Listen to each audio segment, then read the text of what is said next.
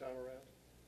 I think take care of the football is one of the biggest things. I think Scotland County scored 2 touchdowns off of turnovers, and Scotland County obviously is a great team. They got second in a great conference, so giving a team like that extra opportunities to score is not advantageous to winning. So we're going to have to do a better job taking care of the football.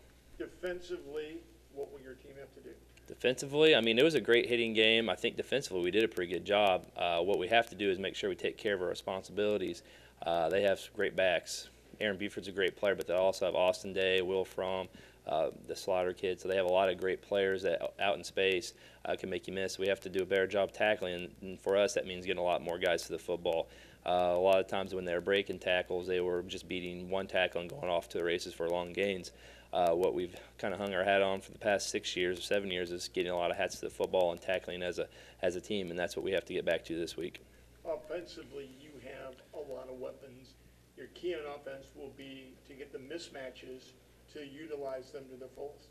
Right. The rematches they're fun. They're also just they can drive you crazy because the small changes are what the small changes are what are going to win this game on Friday night.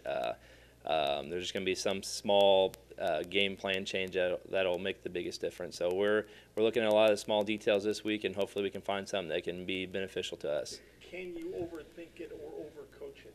Yeah, you got to let players go play. I think I did that early on. I was getting too much of my ideas into the game rather than just looking at what our roster holds and letting them go out and play fast. And whenever kids are thinking out in the field, it's not a great thing. We've had a lot of success the last couple weeks, and what we've done is got back to the basics and let our good players go out there and make good plays. And I think we hopefully will continue to do that.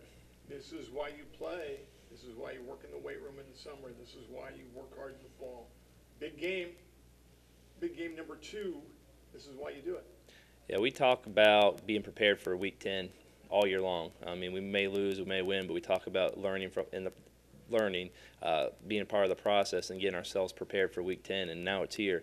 Our guys, I feel like, are prepared. We're fairly healthy as we've been pretty much all year long, so we're excited about that part of the game. We're also excited to go out there and compete against our rival of ours who we've played really well against last time we played, and hopefully we can go out there and compete really hard this time.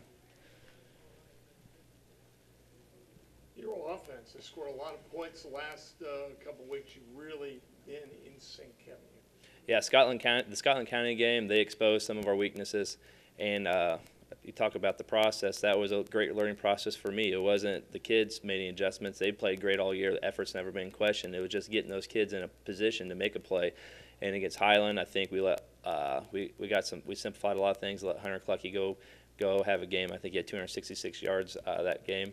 And then last week we played Fayette, and I think combined we rushed for over 8 yards a carry and had 250 yards. And it was just nice to see the balanced effort and just the effort along the offensive line also.